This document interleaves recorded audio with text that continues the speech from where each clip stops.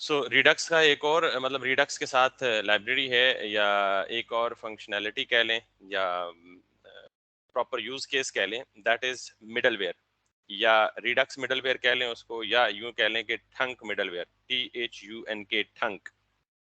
तो ये ठंक मिडलवेयर क्या है और इसकी जरूरत क्यों पेश आती है? हम पहले एक प्रॉब्लम क्रिएट करते हैं, फिर उस प्रॉब्लम को क्रिएट करके उसका सोल्यूशन फिर देखते हैं कि उसका सोल्यूशन क्या होगा। क्योंकि हमें यानी मोस्ट प्रैक्टिकल यूज केसेस में रिडक्स अकेले नहीं यूज करना होता, बल्कि Redux with Redux thunk use करना होता है। व्हाट इज थंक और why do we use it? उसके लिए मुझे एक प्रॉब्लम क्रिएट करना है और फिर उस प्रॉब्लम के क्रिएशन के बाद मुझे उसका सोल्यूशन बताना है। द यूज केसेस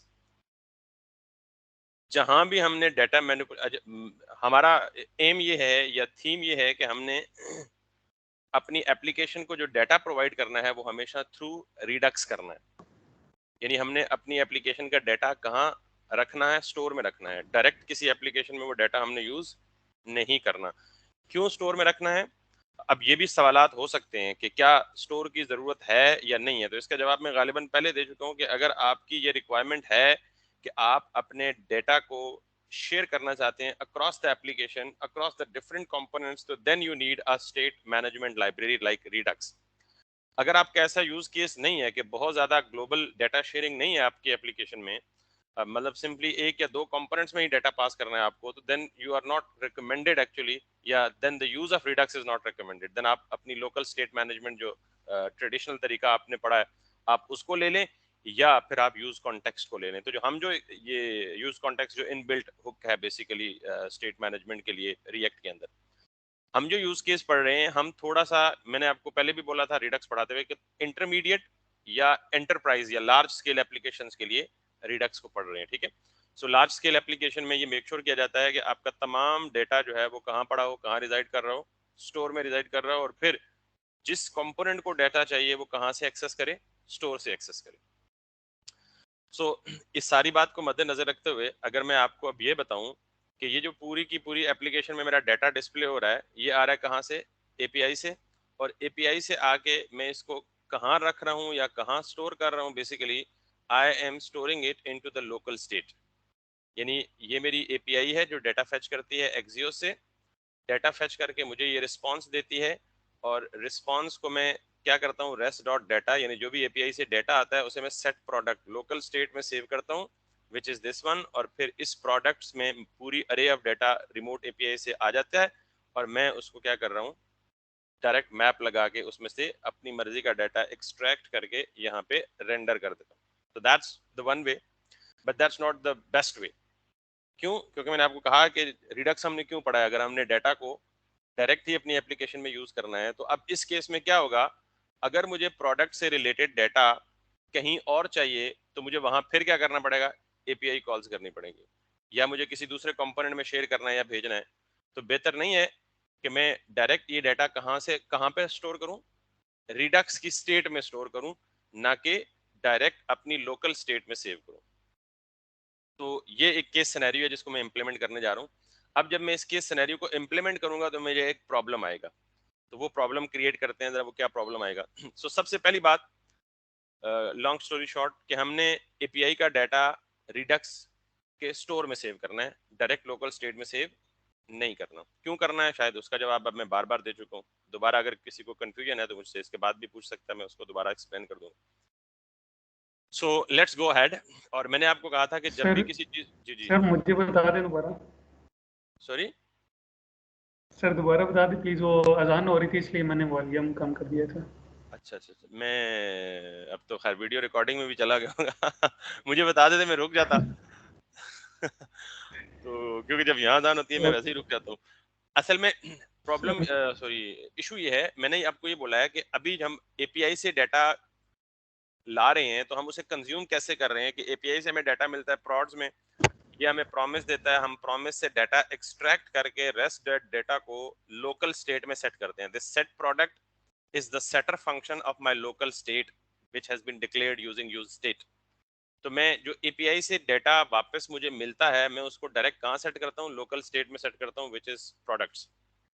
मुझे ये राइट काम नहीं सर। करना। मुझे ये काम क्यों नहीं करना, कर सकता हूँ, काम भी ठीक कर रहा है आपके सामने, हम 3-4 दिनों से 5-6 दिनों से उसको यूज भी कर रहे हैं, ठीक हो रहा है सब कुछ, कोई गलत नहीं हो रहा।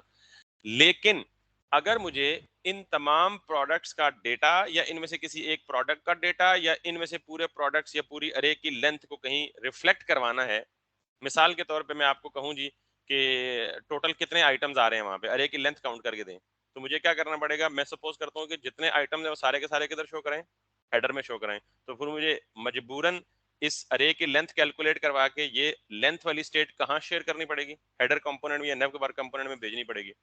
तो यानी मुझे फिर क्या करना पड़ेगा, प्रॉप्स ड्रिलिंग करनी पड़ेगी या स्टेट लिफ्टिंग करनी पड़ेगी। तो इस चीज से अवॉइड करने के लिए हम जो भी डेटा है हमारी एप्लीकेशन का, चाहे वो एपीआई से है चाहे वो एपीआई के बगैर, हम उसको कहाँ रखते हैं, सेंट्रल स्टोर में रखते हैं। उसका बेनिफिट ये होगा कि आपको जिस कंपोनेंट में भी प्रोडक्ट से रिलेटेड डेटा चाहिए होगा, आप यूज सेलेक्टर की हुक इस्तेमाल करके स्टोर से डेटा डायरेक्ट फेच करके उस कंपोनेंट में यूज कर सकेंगे विदाउट एक्चुअली।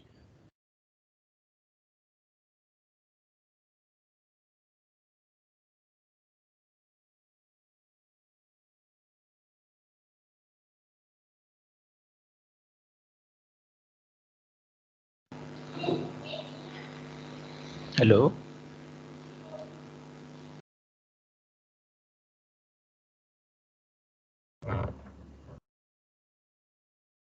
Hello,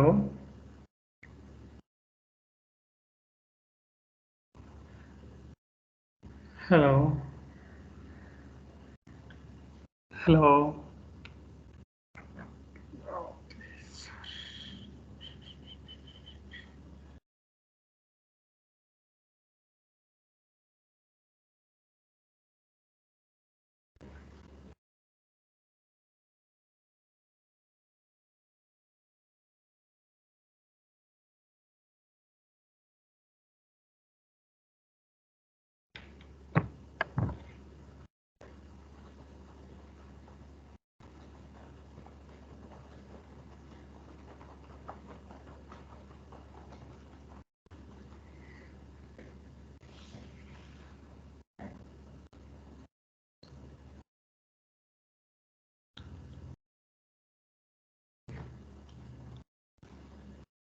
hello. मैंने सर को मैसेज किया, शायद सर को क्या पता इंटरनेट प्रॉब्लम हो।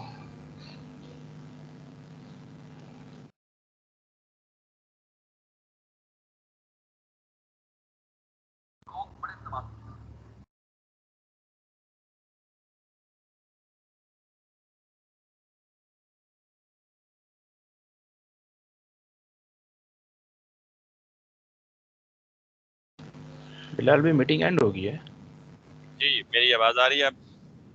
जी अब आ रही यस है। Sir, sorry yes we sir. Were disconnected, वो बिजली स्विच करनी पड़ी हमें। एनीवेज, सर सो नाउ मेरा यहाँ तक मैसेज कन्वे हो गया आपको कि हम बेसिकली एपीआई कॉल्स को भी, एपीआई कॉल से जो डेटा आएगा उसको भी बेसिकली कहाँ स्टोर करेंगे, रिडक्स में स्टोर करेंगे, ना कि हम अपने लोकल स्टेट में सेव करें। तो रिडक्स से ला के लोकल स्टेट में सेव करें वो एक अलग बात है, वो हम कर सकते हैं, but in fact directly local state में हम सेव नहीं कर सकते। हमारे डेटा की एंट्री रिडक्स में पड़ी होनी चाहिए ताकि वो ग्लोबली हमारी एप्लीकेशन में एक्सेसिबल हो किसी भी पार्ट पे। एनीवेज, सो नाउ रिडक्स के साथ काम करने के लिए मैंने सर आपको स्क्रीन कहा शेयर नहीं हो रही। पहली चीज ये है, ठीक है, रिडक्स के साथ काम करने के लिए पहली चीज ये है कि हमें क्या चाहिए जी, स्टोर चाहिए। Got it? तो हमारा स्टोर तो एक ही होता है पूरी एप्लीकेशन में, तो ऑलरेडी बना हुआ है, तो इसका मतलब है हमें दोबारा स्टोर क्रिएट करने की जरूरत नहीं है। आप स्क्रीन नजर आ रही है आपको? Yes sir. तो रिडक्स में काम करने के लिए पहली चीज हमें चाहिए स्टोर। तो स्टोर तो एक दफा बन गया, और मैंने आपको डायग्राम में बताया था कि स्टोर पूरी एप्लीकेशन में एक ही होता है, तो हमें दोबारा स्टोर राइट। बनाने की जरूरत नहीं है। फिर मैंने कहा था रिड्यूसर, तो रिड्यूसर्स हमारे मल्टीपल हो सकते हैं, मुख्तलिफ हो सकते हैं। फिर सवाल यह है कि स्टोर तो एक ही रिड्यूसर लेता है, तो अगर हमारे पास मल्टीपल रिड्यूसर्स होंगे तो हम स्टोर में कैसे मल्टीपल रिड्यूसर्स को अकोमोडेट करेंगे? तो उसके लिए एक और फंक्शनैलिटी रिडक्स देता है, कंबाइन रिड्यूसर। आप सारे रिड्यूसर को कंबाइन कर लें और फिर उसको स्टोर में पास कर दें। तो एनीवेज, अभी तक हमारा जो एक रिड्यूसर है, what is the job of this reducer? It handles two actions, either deposit और विदड्रॉ। इसके अलावा ये किसी तीसरे एक्शन को सपोर्ट नहीं करता।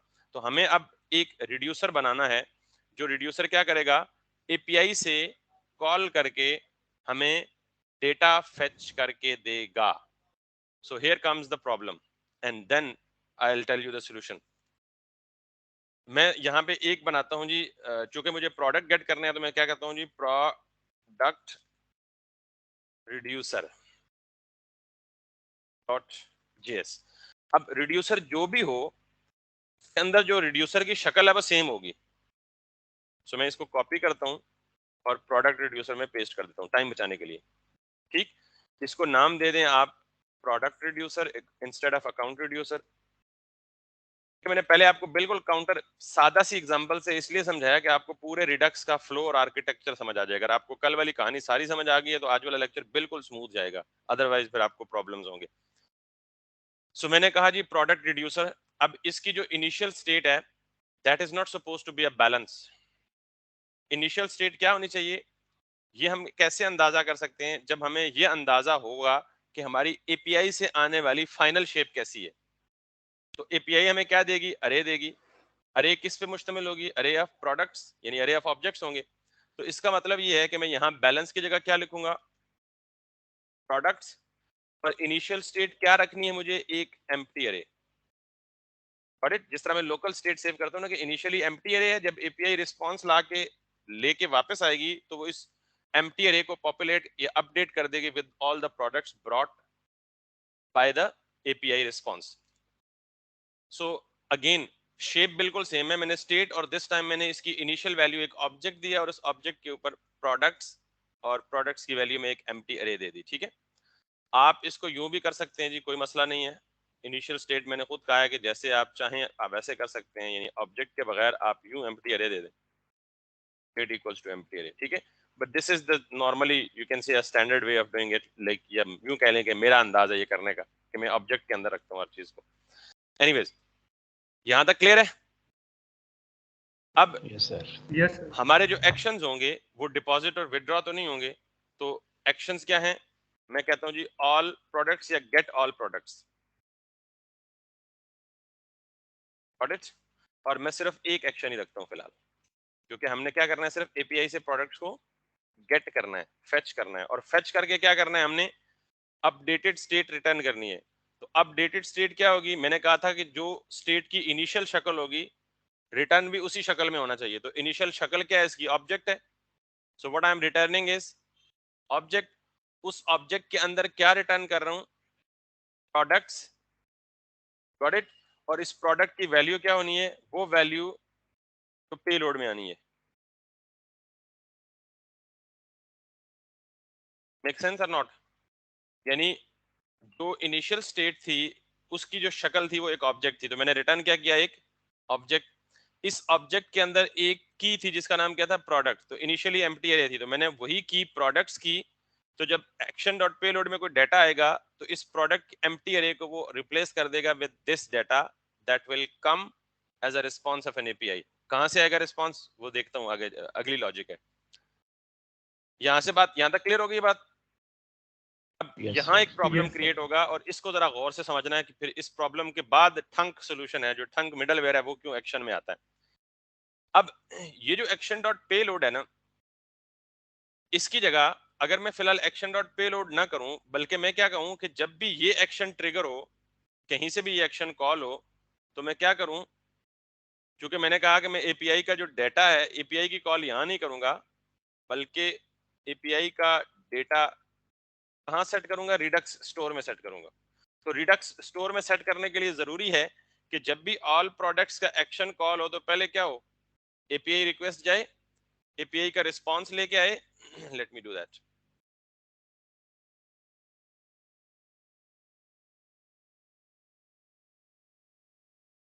ये रिस्पांस लेके आए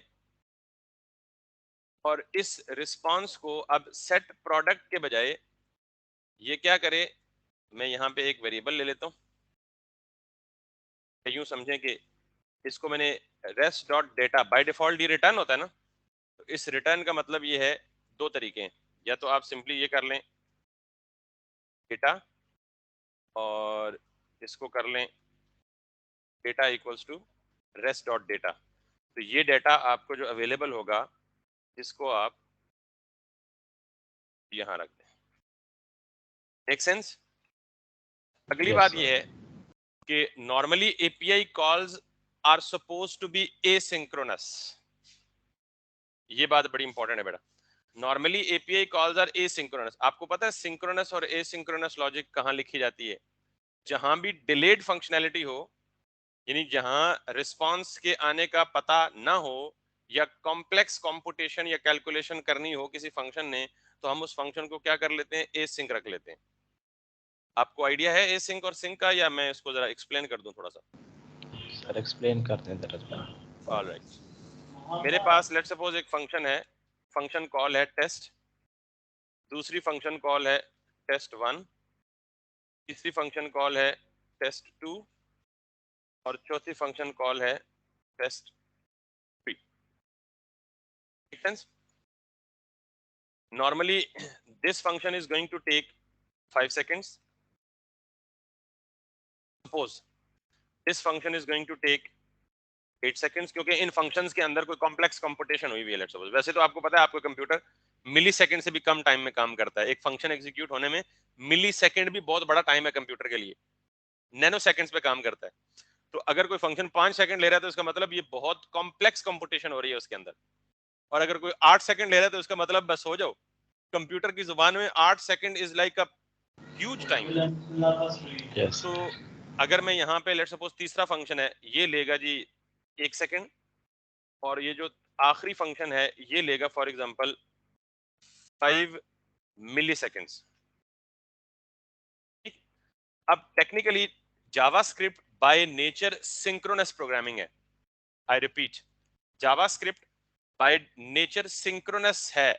सिंक्रोनस का मतलब क्या होता है कि जिस ऑर्डर में प्रोग्राम की लाइंस आ रही होती हैं उसी ऑर्डर में उनकी एग्जीक्यूशन होती है। मिसाल के तौर पे test1 अगर पहले कॉल हुआ है ना, तो मेरा कंट्रोल टेस्ट के फंक्शन की डेफिनेशन के अंदर जाएगा, वो पूरा फंक्शन एग्जीक्यूट करेगा।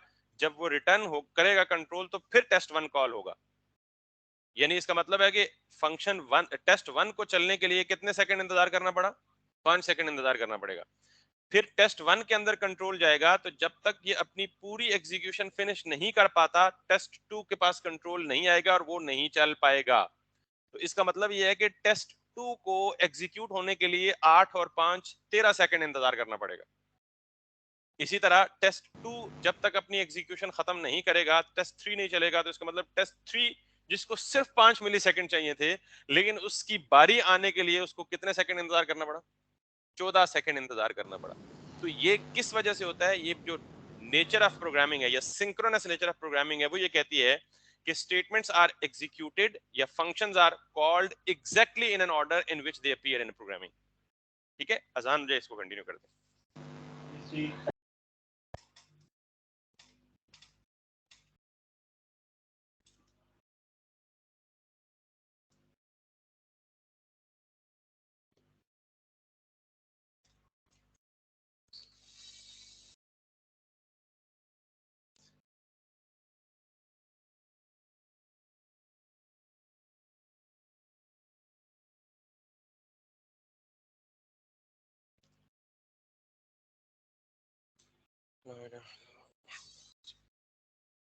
तो अब मुझे ये बताएं कि मैं किसी एक फंक्शन में अगर एपीआई को कॉल भेज दूं, आपको पता है सर्वर कितने टाइम के बाद रिस्पॉन्स करेगा?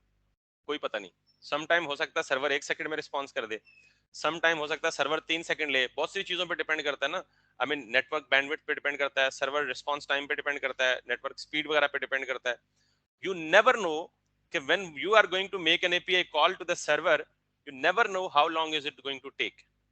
आप कोई भी रिक्वेस्ट अपनी एप्लीकेशन से बाहर डेटाबेस को भेजते हैं, डेटाबेस एक डिफरेंट एप्लीकेशन है, आपकी एप्लीकेशन एक डिफरेंट है। You never know how long is it going to take to is it going to take the data back from the database whenever you are going to make a call to the database.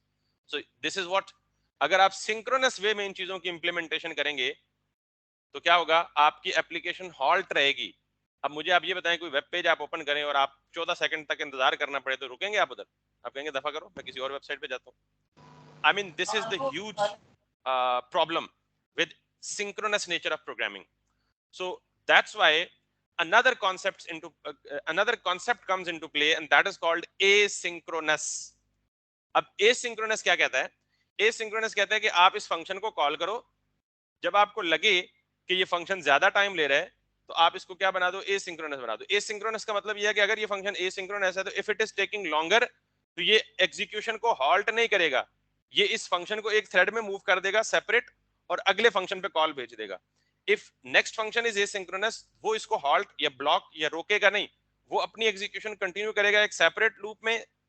एक concept होता है event loop, किसी दिन वो भी एक बड़ा जबरदस्त इंटरव्यू क्वेश्चन है ये, जावास्क्रिप्ट आर्किटेक्चर क्या है, अभी उधर जाना नहीं चाहता, बहुत उलझ जाऊंगा, 2 लेक्चर्स कम से कम चाहिए मुझे। तो ये भी हॉल्ट नहीं करेगा, बल्कि ये कहेगा जी आप एग्जीक्यूशन को क्या करो, जारी रखो। ये जो प्रॉमिस था ना, जब मैंने आपको प्रॉमिस समझाया था तो कहा था प्रॉमिस का यूज होता है डिलेड फंक्शनैलिटी। तो ये ऐसे ही होता है कि आप इसको प्रॉमिस में डाल देते हो, इसकी स्टेट क्या हो जाती है, पेंडिंग हो जाती है। जब ये फ्यूचर में रिजॉल्व होके फुलफिल्ड स्टेट देता है, रिस्पॉन्स देता है, तो फिर ये वाली अपनी एग्जीक्यूशन टर्मिनेट कर देता है, ये भी टर्मिनेट करता है। तो सीन ये है कि इसमें अगर टाइम लगता है तो एग्जीक्यूशन जारी रखो अगले फंक्शन में, इसमें टाइम लगता है तो इसको भी सेपरेट रख के अगले को जारी रखो, इसमें भी टाइम लगता है तो अगले को जारी रखो। तो इससे ये होगा कि हमें ये लगेगा कि चीजें क्या चल रही हैं, पैरेलल में चल रही हैं। यानी ऐसा नहीं है कि एक चीज पे अगर कुछ डिपेंडेंट है तो सारा कुछ रुका हुआ है कि वो होगा तो वो होगा।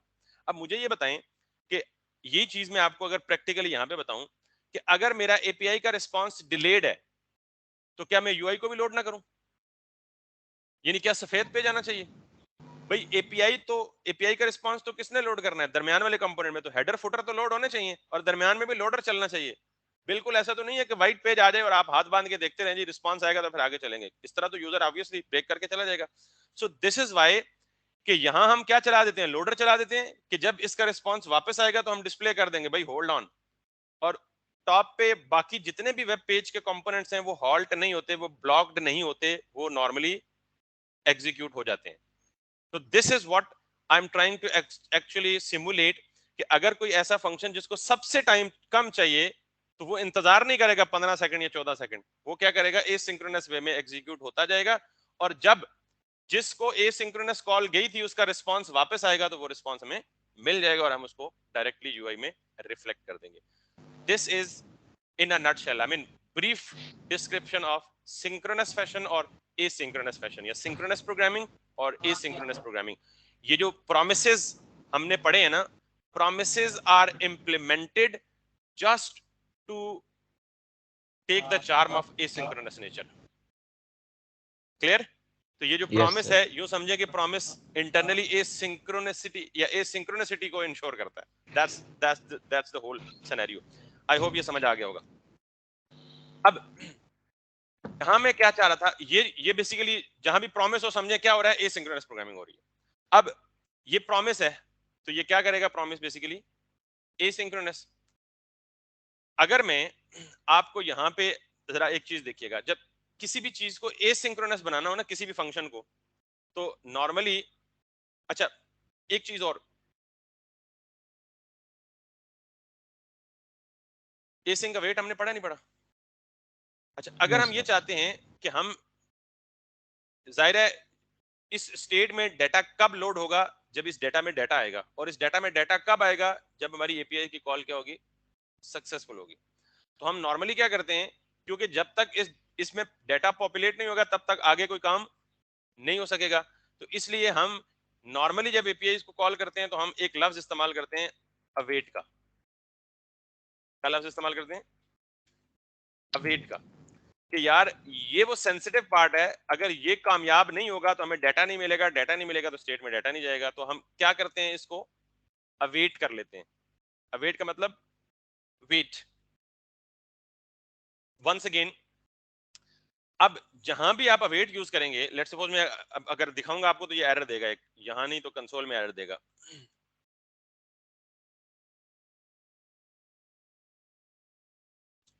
अच्छा इसने अभी तक नहीं दिया, और अभी तक क्यों नहीं दिया, बिकॉज अभी ये जो प्रोडक्ट रिड्यूसर है ये कहीं कॉल ही नहीं हो रहा। अब बाय द वे जब मैं अवेट लगाऊंगा ना तो अवेट को एरर देना चाहिए, अभी ये इसलिए नहीं दे रहा क्योंकि प्रोडक्ट रिड्यूसर कहीं पे कॉल ही नहीं हो रहा। So let's come back. और रिड्यूसर कॉल कैसे होगा, मैं दोबारा अवेट पे आता हूँ। रिड्यूसर कॉल कहाँ पे होगा, नॉर्मली अब तक की क्या प्रैक्टिस है, रिड्यूसर कहाँ पे कॉल होता है, स्टोर में कॉल होता है, यानी स्टोर में इंपोर्ट होके स्टोर में पास होता है। कॉल होने का मतलब ये, तो इसका मतलब है यहां से मैं एक्सपोर्ट तो कर रहा हूँ प्रोडक्ट रिड्यूसर को, तो मुझे चाहिए कहाँ, ये एक्शन में कब आएगा, जब ये रिड्यूसर में स्टोर में जाएगा। अब सवाल ये है कि मैं यहाँ पे इसको इंपोर्ट तो कर लेता हूँ, प्रोडक्ट रिड्यूसर, स्टोर में तो एक ही रिड्यूसर जाना है, तो मैं 2 रिड्यूसर्स या 4 रिड्यूसर्स या 5 रिड्यूसर्स को कैसे स्टोर में पास करूं, नहीं कर सकता directly. So there is another way that is called as, एक फंक्शन है बिल्ट इन जिसको हम कहते हैं कंबाइन रिड्यूसर्स। ये बिल्ट इन फंक्शन खुद ही इंपोर्ट हो गया, इसका मतलब ये कहाँ पे अवेलेबल है, रिडक्स की लाइब्रेरी में। अच्छा, इस कंबाइन रिड्यूसर का पर्पस क्या है, नाम से जाहिर है, ये अगर आपके पास मोर देन 2 रिड्यूसर्स हो तो क्या करता है, उनको कंबाइन करके एक रिड्यूसर रिटर्न करता है। तो अगर आप इसमें देखें तो यहाँ पे ये क्या कह रहा है, रिड्यूसर्स, आप इसमें क्या पास करें, रिड्यूसर्स पास करें। तो मैं कैसे पास करूंगा रिड्यूसर्स, मैं एक ऑब्जेक्ट दूंगा और उस ऑब्जेक्ट में इसको मैं कोई भी नाम दे सकता हूँ, काउंट, काउंट रिड्यूसर ऑब्जेक्ट में की वैल्यू देते हैं ना, और जो मेरा दूसरा रिड्यूसर है तो मैं की कोई भी दे सकता हूँ, ये की आपकी चॉइस की होती है, आपको पता है ऑब्जेक्ट की एंड देन यहाँ पे ये पास कर दूं प्रोडक्ट रिड्यूसर। क्लियर? तो ये कंबाइन रिड्यूसर मुझे क्या रिटर्न करेगा, इन दोनों को कंबाइन करके इसको मैं नाम दे देता हूँ root reducer equals to this. Future में अगर आपके पास 3 4 5 6 7 8 जितने भी रिड्यूसर होंगे सारों को इस लिस्ट में डालते जाएंगे, और ये जो रूट रिड्यूसर रिटर्न करेगा आप यहाँ पे अकाउंट की जगह वो पास कर दें। क्लियर होगी बात? अब जब मैं यहाँ पे जाऊंगा तो ये कह रहा है जी एक्सियोस इज नॉट डिफाइंड। पहला तो एरर नॉन है कि मैं यहाँ पे एक्सियोस को कॉल कर रहा हूँ, इसको इधर इंपोर्ट नहीं कर रहा। ठीक है, so let's import this as well, import axios this. अगला ये है कि let's see we still don't have any error. ऐसा कोई बंदा होगा जो एरर ढूंढ रहा हो, जो एरर प्रोड्यूस करने की कोशिश कर रहा हो और उसे एरर ना मिल रहा हो। So I am trying to produce an error but unable to do so. बहरहाल अभी आ जाएगा थोड़ी देर में। नॉर्मली इस रिड्यूसर को मैंने कोई एक्शन डिस्पैच नहीं किया, यानी रिड्यूसर कब हिट होता है, जब आप कोई एक्शन डिस्पैच करें, वो एक्शन यहाँ रिसीव हो, इससे मैच हो और फिर ये अंदर वाली लॉजिक चले। तो अब मैंने रिड्यूसर को स्टोर में पास कर दिया है, अब इस रिड्यूसर को क्या करूंगा, एक्शन डिस्पैच करूंगा। अब एक्शन कहाँ डिस्पैच करूंगा, यहाँ देखें, अब मैंने एपीआई कॉल यहाँ से तो खत्म कर दी, क्योंकि मैं एपीआई कॉल कहाँ पे कर रहा हूँ, अपने रिड्यूसर के अंदर। सो मैं यहाँ से इसको कर देता हूँ डिलीट, और यहाँ पे मुझे एक्शन डिस्पैच करना है। तो कल आपको बताया था कि एक्शन डिस्पैच करने के लिए आपके पास क्या जरूरी है, यूज डिस्पैच की हुक, अगर आपको याद हो तो। ठीक, और इस यूज डिस्पैच की हुक को मैं कॉल करके इसका रेफरेंस जो है सिंपली एक डिस्पैच में कॉल सेव कर लेता हूं, और यहां से मैं एक एक्शन डिस्पैच करता हूं।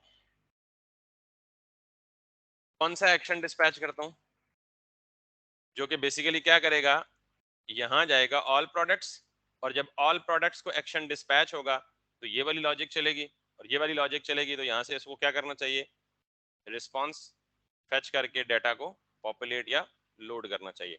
सो what I need to do is कि मुझे कौन सा एक्शन डिस्पैच करना है,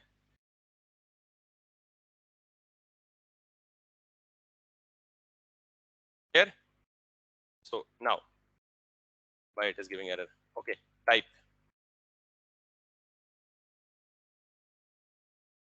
तो नॉर्मली हम एक्शन जब भी डिस्पैच करते थे वो यही फैशन होता था कि डिस्पैच का फंक्शन कॉल किया, ये जो हुक ने दिया था, और उसके अंदर हम एक ऑब्जेक्ट पास करें जिसमें टाइप और पेलोड हो।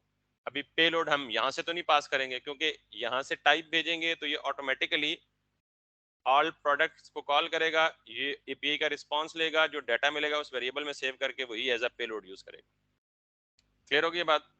और जो चीज यूज इफेक्ट में होती है आपको पता है कि वो तब चलती है जब कंपोनेंट रेंडर या री रेंडर होता है। अब अगर मैं इसको सेव करूंगा तो जिसकी तलाश में था वो हो गया, अभी भी नहीं हुआ। अभी भी नहीं हुआ, लेकिन हमारा जो डेटा है या जो एपीआई कॉल है दैट हैज गॉन। ठीक, इसका मतलब ये है कि यहां से एक्शन डिस्पैच हो रहा है। कैसे हो रहा है, या हमारे पास क्या सबूत है कि ये एक्शन डिस्पैच हो रहा है? Let's see it into action. ये जब डिस्पैच होगा तो हम एक्सपेक्ट कर रहे हैं कि वो यहाँ आएगा। जब यहाँ आएगा तो हम यहाँ कंसोल करके देख लेते हैं, ताकि हमें पता चले कि हमारा रिड्यूसर तक हमारा फ्लो बन रहा है या नहीं बन रहा। सो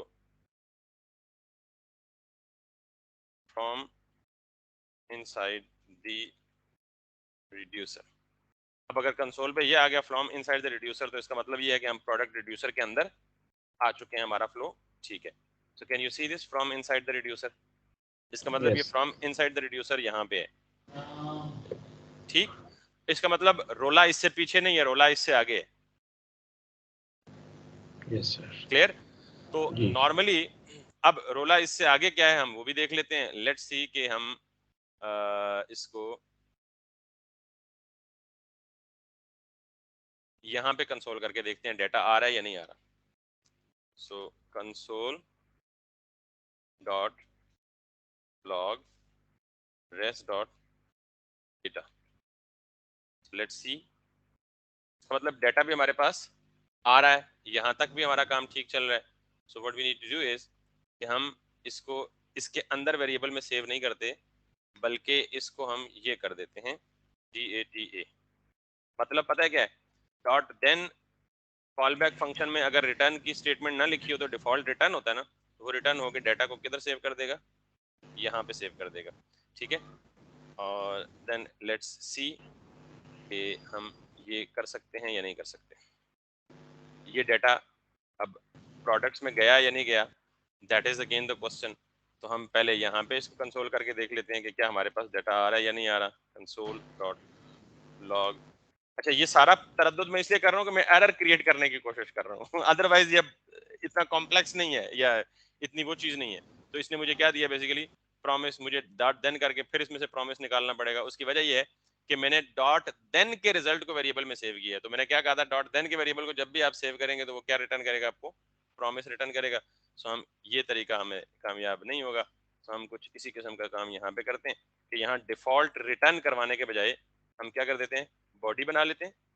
क्योंकि बॉडी नहीं थी तो डिफॉल्ट में क्या कर रहा था, डाटा रिटर्न कर रहा था। और फिर ये करते हैं data equals to rest dot data. अब ये इसके स्कोप में आ रहा है, तो यहाँ मुझे डाटा आना चाहिए कंसोल में। ठीक है, so if I see that is kind of undefined. ठीक है, बहरहाल जो एरर मैं दिखाना चाह रहा था वो एरर नहीं आ रहा अनफॉर्चुनेटली। बहरहाल कोई मसला नहीं, हमें डाटा नहीं मिल रहा अपना। और दूसरी बात ये है कि this is not the way of calling API. कभी भी आप एपीआई कॉल्स को या किसी भी एसिंक्रोनस फंक्शनैलिटी को रिड्यूसर के अंदर नहीं लिखेंगे। उसकी वजह यह है कि एसिंक्रोनस फंक्शनैलिटी के लिए हम ये दो कीवर्ड यूज करते हैं इसको एसिंक्रोनस बनाने के लिए, इस पूरे फंक्शन को ASYNC एसिंक। और जब एपीआई को कॉल करते हैं तो हम ये कर रहे होते हैं एविट।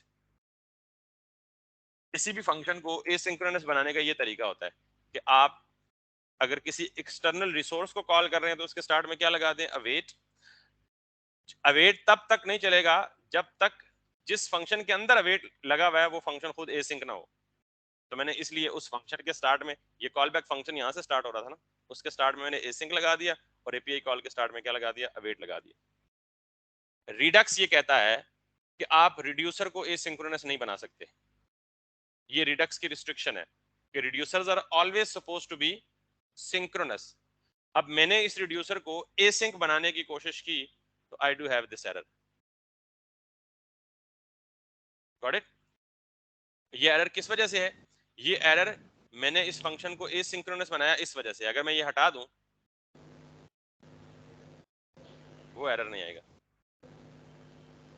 Got it? Yes sir. तो इसका मतलब ये है कि this is the problem area कि हम एपीआई की कॉल रिड्यूसर में नहीं लिखेंगे। ना सिर्फ एपीआई की कॉल, कोई भी ऐसा फंक्शन जो एसिंक्रोनस हो इन नेचर। आपको कैसे पता चलेगा कौन सा फंक्शन एसिंक्रोनस है? तो मैंने आपको निशानी बता दी, हर वो फंक्शन जिसके अंदर किसी एक्सटर्नल रिसोर्स को एक्सेस करने की कोशिश की गई हो। डेटाबेस कनेक्टिविटी हो गई, आपकी नेटवर्क रिक्वेस्ट हो गई, मोस्ट प्रोबेबली यही दोनों होगी। तो हम एपीआई कॉल्स को रिड्यूसर में नहीं लिख सकते, ठीक है। So that's why I am just undoing it. और ये मेरी ओरिजिनल शक्ल थी इसकी।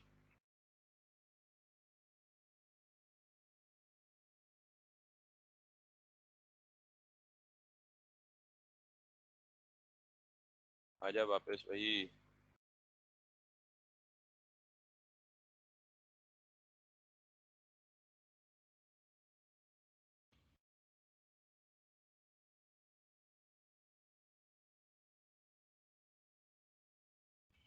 This is what. अब हम ये जो पार्ट है इसको यहां नहीं करेंगे। Here comes another term into play and that is called as tongue. Not only tongue, अच्छा वैसे चलें आ ही गया तो इसका मतलब भी जान A dull heavy sound such as the made, इसको छोड़ दें। In computer programming, a tongue is a subroutine used to inject a calculation into another subroutine. Subroutine को function समझे। Got it? अच्छा, हम जो यूज करेंगे that is called as redux tongue. आपसे इंटरव्यू में सवाल पूछा जाएगा जी, what is redux tongue? Why do we use it? आप क्या कहेंगे जी?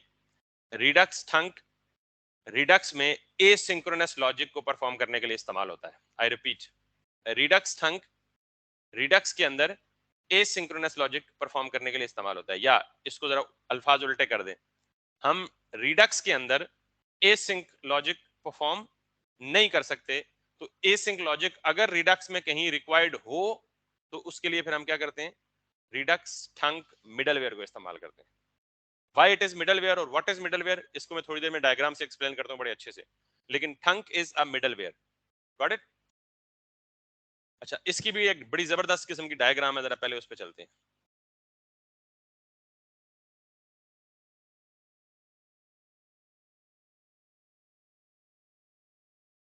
redux tongue की डायग्राम किधर है?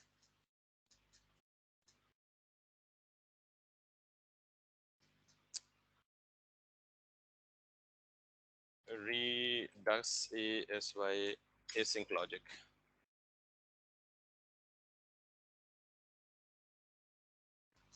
I just want to show you, yes, इस डायग्राम को आप जानते हैं थोड़ा थोड़ा?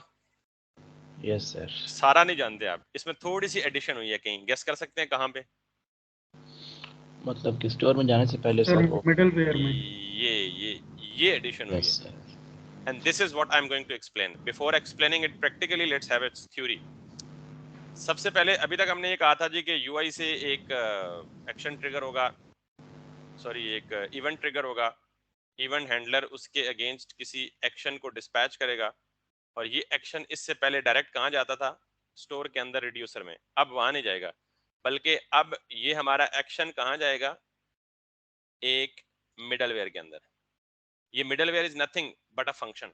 ये बीच में एक हम, क्योंकि ये फंक्शन हम बीच में घुसा देंगे या इंजेक्ट कर देंगे, तो that's why it is called middleware. Got it? यानी कोई भी चीज, कोई भी एक्शन रिड्यूसर में जाने से पहले कहां से गुजरेगा? मिडलवेयर से गुजरेगा।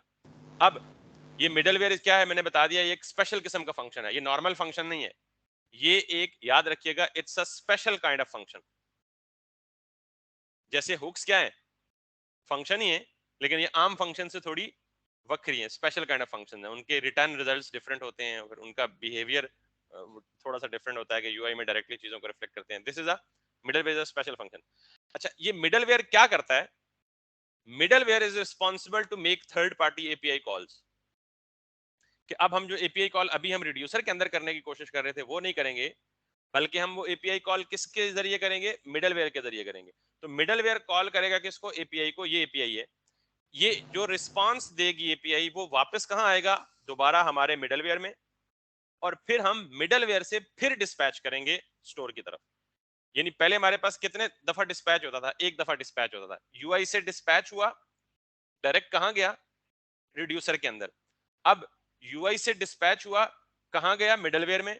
मिडलवेयर की जो भी एसिंक लॉजिक है परफॉर्म की, वापस रिस्पांस मिडलवेयर को मिला, और मिडलवेयर ने फिर डिस्पैच किया जो कि रिड्यूसर के अंदर जाएगा। यानी काम मोर और लेस वही हो रहा है, सिवाय इसके कि हमने बीच में एक चीज और इंजेक्ट कर दी, एक लेयर और इंजेक्ट कर दी। और वो क्यों इंजेक्ट की? Just to make API calls या just to perform complex asynchronous computation. ये डायग्राम क्लियर हो गई जी? Yes sir. कि अब हम बीच में क्या इंट्रोड्यूस कराने वाले हैं? मिडलवेयर इंट्रोड्यूस कराने वाले हैं। And how to do that, let's go ahead and come into. और इसके लिए हम क्या यूज करेंगे? Middleware thunk is a middleware, ठीक है। रिडक्स थंक हम यूज करेंगे। तो मैं रिडक्स,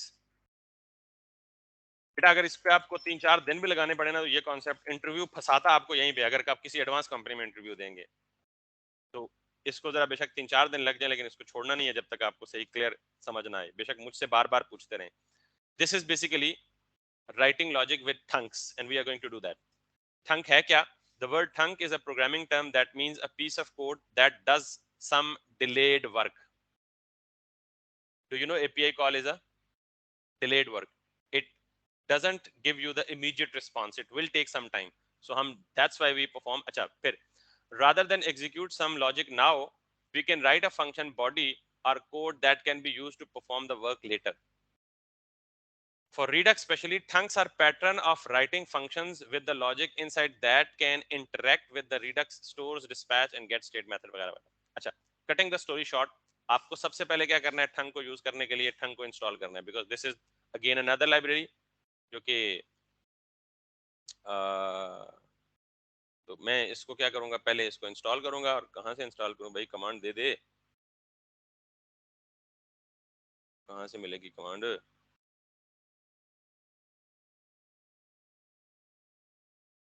यस, तो मैं सबसे पहले क्या करूंगा, इस थंक को कॉल करूंगा, थंक को इंस्टॉल करूंगा, ठीक है।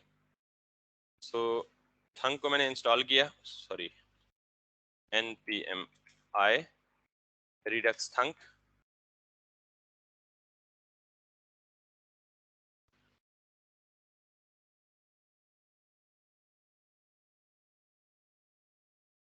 अब जिस तरह रिडक्स एक अलग लाइब्रेरी थी हमारी रिएक्ट की एप्लीकेशन के साथ, रिडक्स का कोई ताल्लुक नहीं था, हमने खुद ताल्लुक एस्टेब्लिश किया था।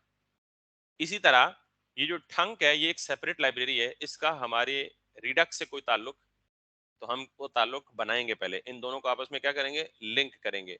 रिडक्स थंक को और रिडक्स को आपस में लिंक करेंगे। So how to actually establish the link between them? उसके लिए सबसे पहले आपको जाना होगा, ये बेसिकली इस डॉक्यूमेंटेशन में उसने मेंशन किया हुआ है। So let me find out the right one for you people and then you would, यानी सबसे पहला स्टेप क्या है? इसकी कॉन्फ़िगरेशन है, थंक की configuration. So let's go ahead, let's go ahead, let's go ahead, let's go ahead। Okay, so I don't, मैं ये लिंक शेयर कर दूंगा आपको वैसे। ओके, कॉन्फ़िगरिंग स्टोर, ठीक। सबसे पहले यहाँ पे उसने दिया हुआ है npm install redux thunk, हम ये काम कर चुके हैं। ये डॉक्यूमेंटेशन का पार्ट मुझे याद कराइएगा, ये मैं आपको पहले सेंड कर दूं, because so that you not forget it कि मैं कहाँ से। रिडक्स कॉन्फ़िगरेशन, ठीक है, हमने ये काम कर दिया। अब आप अगला काम क्या करेंगे? Once it is installed we can update the Redux store in our to do app. इन्होंने टू डू ऐप बनाई हुई है, हमने टू डू ऐप तो नहीं बनाई हुई है। हम क्या कर सकते हैं? टू यूज द मिडलवेयर, हम अपने सोर्स में store.js में आएंगे। हमारा store.js ये बना हुआ है, ठीक। इस store.js में सबसे पहले हम क्या करेंगे? Apply middleware. जहां क्रिएट स्टोर हम कर रहे हैं ना, इंपोर्ट फ्रॉम द रिडक्स, वहां अप्लाई मिडलवेयर का एक फंक्शन इंपोर्ट करेंगे। ये हम कर रहे हैं, तो यहां से हम क्या करेंगे? एक अप्लाई मिडलवेयर का फंक्शन इंपोर्ट कर लिया। अगला काम, import thunk middleware from Redux thunk. ये पूरी लाइन हम अब लाइब्रेरी वो कर चुके हैं इंस्टॉल। तो सेकंड स्टेप हमारा ये है कि हम import thunk middleware from Redux thunk. हम क्या कर रहा हूँ? रिडक्स थंक को अपने रिडक्स स्टोर के साथ कॉन्फ़िगर कर रहा हूँ। उसके बाद आपको एक चीज और चाहिए, दो के ये ऑप्शनल है, लेकिन I would recommend doing that, Redux dev tool extension. तो हम ये भी इंस्टॉल कर लेते हैं और इसको भी इंपोर्ट कर लेते हैं। इसको हम इंपोर्ट कर रहे हैं, इंस्टॉल नहीं है तो ये एरर देगी, लिहाजा हम इसको कॉपी करते हैं। इसका पर्पस क्या है जरा अभी बताता हूँ आपको, बड़ा जबरदस्त इसका पर्पस है, npmi redux dev tool extensions, ठीक है। गो ahead and do it like that, this is what, ये भी आ गया हमारे पास। अगला स्टेप वो क्या कह रहा है, वो ये कह रहा है कि import root reducer from the reducer, हम ऑलरेडी कर चुके हैं, रूट रिड्यूसर बना चुके हैं। अब वो ये कह रहा है कि आप सिंपली क्या करें, जहां क्रिएट स्टोर का फंक्शन कॉल कर रहे हैं उसके अंदर आपने रूट रिड्यूसर रखा हुआ है, तो सेकंड चीज आप क्या करें, कंपोज्ड एनहांसर कर दें। और ये कंपोज्ड एनहांसर कहां से आया, आप ये देखें, ये बना रहा है वो कंपोज्ड एनहांसर, कि उसने compose with dev tools function call किया, ये वही फंक्शन है जो हमने अभी यहाँ से इंपोर्ट किया। उसके अंदर उसने अप्लाई मिडलवेयर रखा, ये वही फंक्शन है जो हमने रिडक्स से उठाया, और उसके अंदर थंक मिडलवेयर पास कर दिया, ये वही थंक मिडलवेयर है जो हमने यहाँ पे रखा। तो इसने ये जो चीज आपको बना के दी है, ये देखें दोनों लाइनें उसने हाईलाइट की हुई हैं कि ये दो लाइंस बेसिकली इसकी कॉन्फ़िगरेशन। आप इसको कॉपी करें और इसको यहाँ आके क्या कर दें, इंपोर्ट कर दें। ये पूरी एप्लीकेशन के लिए वन टाइम है। उसके बाद ये जो कंपोज्ड एनहांसर इसको मिला है, इसको आप कॉपी करें और रूट रिड्यूसर के साथ एज अ सेकेंड आर्गुमेंट इसको चला दें। दैट्स इट, आपका थंक मिडलवेयर रिडक्स के साथ या रिडक्स स्टोर के साथ कॉन्फ़िगर हो चुका है। सो in order to make asynchronous functionality in the Redux, we need Redux Thunk middleware. In order to use Redux Thunk middleware, we need to configure Redux Thunk with the Redux inside the store. And how to do that? This is the simple way. मैंने आपको जिस page से मैंने refer किया है documentation के, वही page का मैंने लिंक आपको दे दिया। All you have to do is to scroll down a bit. In fact, almost in the middle of the page, you will find this configuring the store, and you will find this one. यहाँ तक कोई मसला?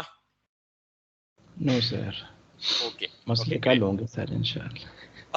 अच्छा, ना साथ डराएं में sir, साथ sir में ये डरा इंशाल्लाह। रहे हैं आप। नहीं नहीं, मैं मसला पूछ रहा हूँ, अब डरा तो आप रहे हैं कि इंशाल्लाह साथ बोल रहे हैं कि मसले कल होंगे इंशाल्लाह। आप बी ऑप्टिमिस्टिक ना, कल कहेंगे मसले नहीं होंगे सारे इंशाल्लाह, तो फिर मैं कहता यार आप ऑप्टिमिस्टिक है माशाल्लाह। डरा रहे हैं साथ साथ आप भी। नहीं मुश्किल है ये। सर ये देखते हैं ना, इम्प्लीमेंट करेंगे थोड़ा सा। नहीं देखिए, मैं कोई चीज जुबानी नहीं कर रहा, मैं जब देख के कर रहा हूँ, मतलब मैं बूढ़ा हो चुका हूँ, 9वां बैच चल रहा है मेरा, मैं अभी भी देख के करता हूँ, तो आप तो मतलब पहले बैच में, तो देख के करने में कोई हर्ज तो नहीं है, फ्लो तो सर सारा मैं समझा रहा यस सर, थोड़ा हूँ दम भी क्या करें हमारे ऊपर थोड़ा सा जरा। हुजूर दम तो आप क्या करें, नेक लोग हैं हम, तो मतलब गुनहगार लोग हैं। तो बहरहाल, इंशाल्लाह करेंगे सर इसको इम्प्लीमेंट। तो मुश्किल नहीं है, एक दो दफा प्रैक्टिस जरूर मांगती है, ट्रिकी पार्ट है, क्योंकि ये इसको मैंने इसीलिए सबसे एंड में रखा है सबसे एंड में रखा है। जी सर। लेकिन स्टिल मैं अगेन ये करूँ कि आपको कहीं भी मैंने ये नहीं कहा कि आपने इसको जुबानी याद करना है, कहीं नहीं रटा लगाना, किसी को जुबानी याद नहीं होता, सिर्फ आपको फ्लो याद रखना है कि कौन सी चीज किधर लगानी है और क्यों लगानी है, पर्पस क्या है। एनीवेज, हमारा ठंक जो है वो रिडक्स के साथ इंटीग्रेट हो चुका है, और ठंक क्यों, उसकी मैंने पहले आपको पूरा प्रॉब्लम सिनेरियो बताया 40 मिनट लगा के। अब हमें करना है, चूंकि मैंने कहा रिडक्स रिएक्ट से अलग है और ठंक रिडक्स से अलग है, आपस में इनको लिंक करना पड़ता है, तो अब मैं ठंक की लॉजिक लिखने के लिए रिडक्स के अंदर एक नया फोल्डर बना देता हूं, जिसको मैं क्या देता हूं, ठंक बोल देता हूं। आप नाम फोल्डर ना बनाए, बगैर फोल्डर के कर सकते हैं, कोई मसला नहीं है, ठीक है। इस ठंक के अंदर हमारे क्या आएंगे, एक्शंस आएंगे। तो मैं अभी मेरा एक ही एक्शन है, क्या, गेट ऑल प्रोडक्ट्स, कि मुझे एपीआई से तमाम के तमाम प्रोडक्ट्स को क्या करना है, फेच करना है। तो ठंक के अंदर मैंने आपको क्या कहा था, ठंक इज अ मिडलवेयर, और ये मिडलवेयर को खास चीज नहीं होती, एक फंक्शन ही होता है, नॉर्मल सॉरी नॉर्मल नहीं, स्पेशल फंक्शन होता है। तो let's see what is that special function. Come back here, और ये दूसरा पेज है, राइटिंग लॉजिक विद थंक्स, और इस पे अगर आप आएंगे यहाँ पे नीचे थोड़ा सा, तो ये है thunk action creators and thunk functions. ठीक, ये फंक्शन जो है, ये वो स्पेशल फंक्शन है जिसकी मैं बात कर रहा था। अगेन आपको जुबानी याद नहीं करना, एक दो दफा प्रैक्टिस करेंगे खुद ही आपके हाथ पे बैठ जाएगा कि ये क्या भला है। मैं इसको एक्सप्लेन करता हूँ डिटेल के साथ, उससे पहले जरा मैं यहाँ से आपको ये दूसरा लिंक भी कॉपी करके दे देता हूँ, ताकि ये भी। अच्छा, what is थंक function, coming back, ये फंक्शन और ये फंक्शन, ये दोनों सिमिलर हैं। फर्क सिर्फ ये है कि ये नॉर्मल फंक्शन है और ये उसी की एरो फंक्शन में इंप्लीमेंटेशन है। तो ये जरा ज्यादा शॉर्ट है, मैं इसको कॉपी करता हूँ। अदरवाइज अगर पढ़ेंगे तो ये export function fetch to do by ID, तो ये भी वही है, fetch to do by ID export constant equals to argument फिर एरो फंक्शन और वगैरह वगैरह। तो मैं इसको कॉपी करता हूँ और थंक के फोल्डर के अंदर आके एक नई फाइल बनाता हूँ जिसको मैं क्या कह देता हूँ, productions.js। इसके अंदर आके पेस्ट कर देता हूँ, दैट्स इट। अब सबसे पहले मुझे फंक्शन का नाम कोई भी मेरी अपनी चॉइस का हो सकता है, तो मैं कहता हूँ गेट ऑल प्रोडक्ट्स। मैंने खुद से फंक्शन का नाम रखा। आपको पता है कि नॉर्मली जब हम फंक्शन लिखते हैं तो एरो फंक्शन का ये सिंटैक्स होता है ना? यस सर, बिल्कुल। ये नॉर्मल हमारा एरो फंक्शन है ना, तो कोई मसला नहीं है। No sir. अगर मैं ये दो लाइनें ना लिखूं तो इसका मतलब यहाँ जो कुछ लिखूंगा वो रिटर्न होगा ना, वो डिफॉल्ट रिटर्न होगा। तो ये स्पेशल फंक्शन क्यों है कि thunk function returns another function instead of returning a value और ऑब्जेक्ट और अरे। थंक फंक्शन कोई वैल्यू रिटर्न नहीं करेगा बल्कि ये एक और फंक्शन रिटर्न करेगा। तो इसलिए मैंने कहा था कि thunk function is a special function. क्यों स्पेशल फंक्शन है? कि thunk function returns another function. तो अनदर फंक्शन कैसे रिटर्न होगा, ये समझ नहीं आई? यस सर, बिल्कुल। अगर आप यहाँ पे देखें तो, बल्कि यहीं पे देख लें, उधर देख के कंफ्यूज ही होंगे मुझे ही देख लें ठीक है। फिर। तो यस सर। थंक का नॉर्मली ये एक फंक्शन है और इसके बाद अगर मैं ये लिख देता ना, फॉर एग्जांपल 56 + 68, तो ये नॉर्मल मतलब नॉर्मल एरो फंक्शन होता है कि function that is returning one single statement. तो मैंने ये रिटर्न करने के बजाय एक और कॉल बैक फंक्शन रिटर्न कर दिया। और ये जो फंक्शन दूसरा फंक्शन रिटर्न करता है, ये डिस्पैच एज एन आर्गुमेंट लेता है। ठीक है। ये हमेशा ऐसा ही होगा, थंक के हर फंक्शन में ऐसा ही होगा। क्लियर? थंक यस का सर। हर फंक्शन क्या करेगा, it would return another function और that returned function should have dispatch as an argument. और ये डिस्पैच वही डिस्पैच है जो हम रिडक्स के साथ यूज करते चले हैं। ये बात भी क्लियर है जी? यस अब सर, ठीक है। अगली चीज कुछ भी नहीं है, इसके अंदर अपनी लॉजिक लिखें बस, that's it. This is the थंक action. अब लॉजिक क्या लिखनी है हमें? जो काम हम यहां कर रहे थे ना, कॉपी बल्कि कट, इनफैक्ट अब हमें यहां ये चीज नहीं चाहिए। वो काम अब हम कहां करेंगे? प्रोडक्ट एक्शंस के अंदर, अनकमेंटेड। यहां तक किसी को मसला तो नहीं है? अब नो सर, ठीक है। ये कहता है, थंक ये कहता है, अच्छा मैं कैच को थोड़ी देर रिमूव कर देता हूं। थंक ये कहता है कि जब आपको कोई रिस्पांस मिल जाए, अच्छा पहली बात तो ये कि चूंकि ये एसिंक्रोनस है तो हम अब यहां पे ये सारा तरद्दुद इस काम के लिए क्या है कि एसिंक्रोनस लॉजिक अप्लाई करेंगे यहां पे। अब एसिंक का वेट यहां लगा सकते हैं, ठीक? जब आपको ये रिस्पांस दे दे, यहां इसको फॉलो करें, देखें अवेट क्लाइंट गेट और आपने एपीआई कॉल दी, ये आपको रिस्पांस दे देगा और उस रिस्पांस को आपने कहां पास करना है? डिस्पैच में। यानी आपको ये चीज भी अब नहीं चाहिए, ठीक? आपको क्या चाहिए यहां से? दिस। ये डिस्पैच कौन सा है? ये वाला डिस्पैच। और डिस्पैच में हम नॉर्मली क्या करते हैं? टाइप यानी एक्शन की टाइप देते हैं और पेलोड देते हैं। तो हम यहाँ क्या करेंगे? टाइप, क्या टाइप है? ऑल तो हम product. Exactly all products. Products. और पेलोड क्या है?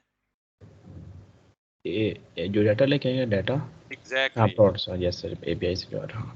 प्रोड्स डॉट, आई थिंक उसके अंदर डेटा की प्रॉपर्टी है, ये चेक कर लेंगे, अगर इसने एरर दिया तो कंसोल करके भी चेक कर लेंगे, but for now this is what. अब आप देख रहे हैं कि मिडलवेयर क्या कर रहा है? मिडलवेयर एक्शन को रिसीव कर रहा है और वापस डिस्पैच कर रहा है। अगर आप इस डायग्राम को दोबारा से देख लें, इधर गई तो डायग्राम में ढूंढना बड़ा मुश्किल है।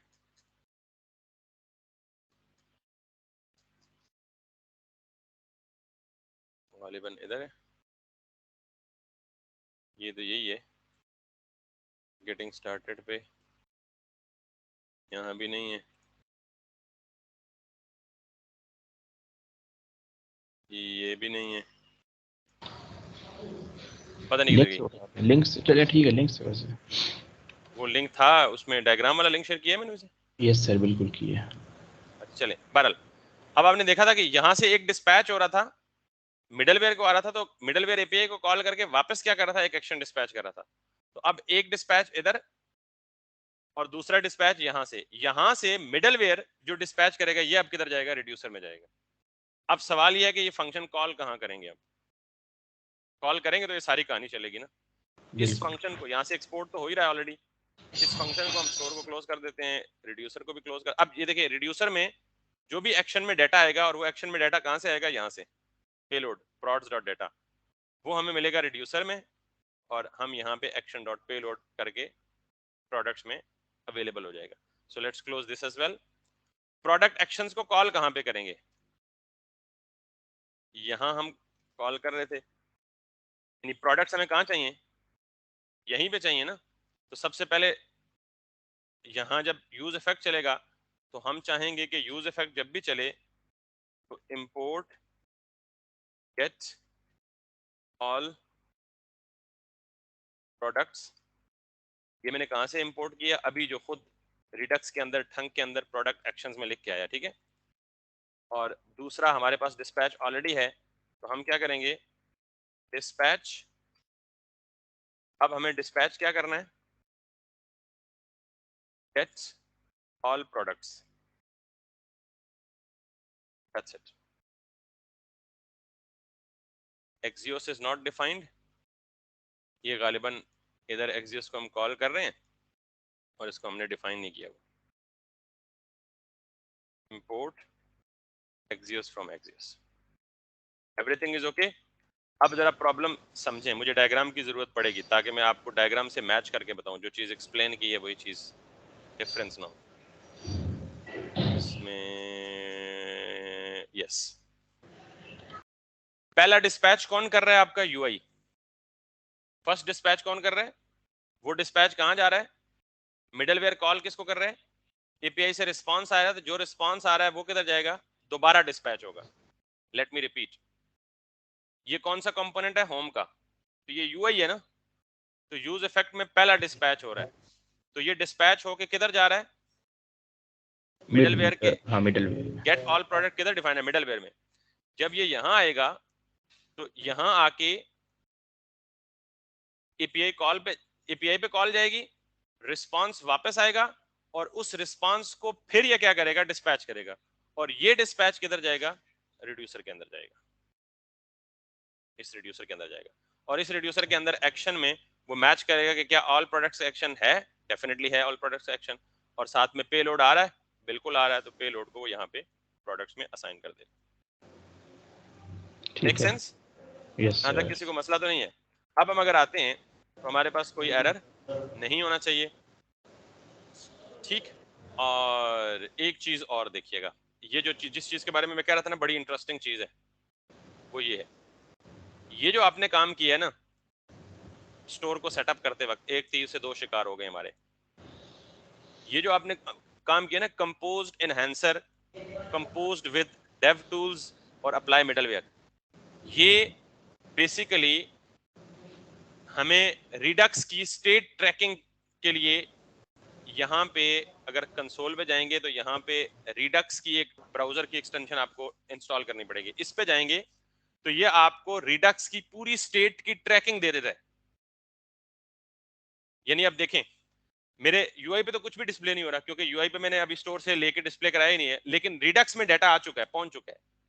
अब हमें कैसे पता चला कि रिडक्स में डाटा पहुंच चुका है, आप यहाँ पे देखें, ये सारे एक्शंस कॉल हुए हैं, और उन एक्शंस के अगेंस्ट स्टेट में क्या चेंज हुई। जब मैंने एप्लीकेशन को लोड किया तो कौन सा एक्शन डिस्पैच हुआ, ऑल प्रोडक्ट्स का, और इसके अगेंस्ट स्टेट में क्या पड़ा हुआ है, एक अकाउंट उसके अंदर बैलेंस 0 पड़ा हुआ है और दूसरा प्रोडक्ट उसके अंदर प्रोडक्ट्स और सारे प्रोडक्ट्स पड़े हुए हैं। ये रिडक्स की स्टेट है। और ये जो अकाउंट और प्रोडक्ट कहां से आ रहे हैं, लेट मी शो यू। ये नजर आ रहा है अकाउंट और प्रोडक्ट। अब ये प्रोडक्ट नहीं होना चाहिए, प्रोडक्ट्स होना चाहिए क्योंकि प्लूरल है। अरे है ना। अब अगर मैं दोबारा यहाँ पे जाऊं और इसको रिफ्रेश करूं तो देख रहे हैं उसने रिफ्लेक्ट कर लिया। तो ये जो आपने रिडक्स थंक को कॉन्फ़िगर किया ना, उसकी कॉन्फ़िगरेशन के बदले में ये free of cost byproduct as a मिल गया। लेकिन ये आपको तब मिलेगा, एक तो ये रिएक्ट पार्ट से तो आप कर ही चुके हैं, आप सिर्फ ब्राउजर में एक एक्सटेंशन डाउनलोड करनी पड़ेगी और वो है रिडक्स डेव टूल क्रोम। ये क्रोम स्टोर से रिडक्स डेव टूल की एक्सटेंशन डाउनलोड करनी पड़ेगी सिर्फ, बाकी वो ये देखें रिडक्स डेव टूल। क्लियर? ये जब करेंगे तो अब जो भी रिडक्स की स्टेट होगी उसको आप यहाँ पे ट्रैक कर सकेंगे।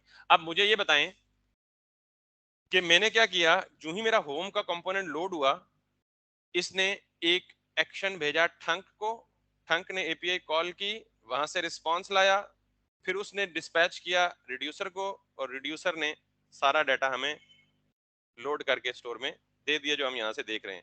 अभी हमने उसको कहीं डिस्प्ले तो कैसे करेंगे, ये तो बड़ा सादा सा तरीका है। अब हमने डाटा कहां से लेना है, स्टोर से लेना है।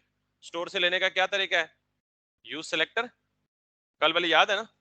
यस सर बिल्कुल। यूज सेलेक्टर, और यूज सेलेक्टर में आएंगे तो यूज सेलेक्टर ये आपको पूरी की पूरी स्टेट दे देगा। उस पूरी की पूरी स्टेट में क्या पड़ा हुआ है, दोनों चीजें, अकाउंट और प्रोडक्ट्स।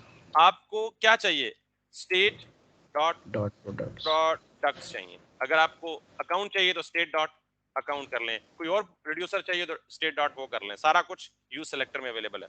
इसको आप कर लें जी कॉन्स्ट और प्रोडक्ट्स। अब ये वाले प्रोडक्ट्स मुझे लोकल स्टेट से नहीं चाहिए, मैं प्रोडक्ट्स कहां से ला रहा हूं, कहां से ला रहा हूं, रिडक्स के स्टोर से। रिडक्स के स्टोर से प्रोडक्ट्स आ रहे हैं, प्रोडक्ट्स में लोड हो रहे हैं और ये प्रोडक्ट्स पे मैप लगा हुआ है आगे। Let's see if it works और नॉट।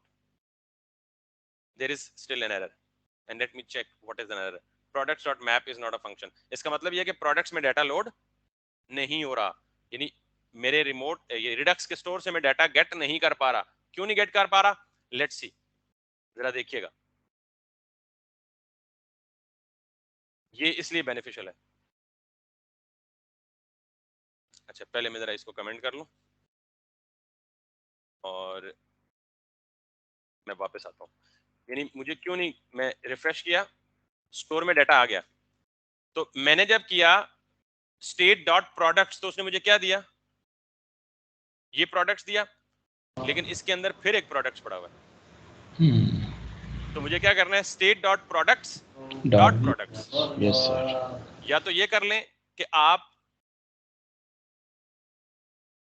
या तो ये कर लें कि आप यहां लिख दें प्रोडक्ट्स डॉट प्रोडक्ट्स, या फिर ये कर लें डीस्ट्रक्चर कर लें। इसका मतलब ये ना कि स्टेट डॉट प्रोडक्ट्स के अंदर एक प्रोडक्ट्स पड़ा हुआ है, उसको बाहर निकाल दो। डीस्ट्रक्चर का ये मतलब होता है ना। अब ये अवेलेबल होगा, मैंने लोकल स्टेट कमेंट कर दी है और ये वो इसी तरह रिडक्स के स्टोर से डाटा आ रहा है और उसी पे मैप लग रहा है। यस सर ठीक है।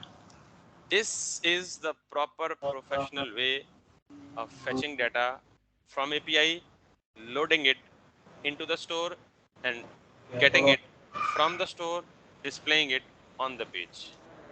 सारी कहानी एक लाइन में।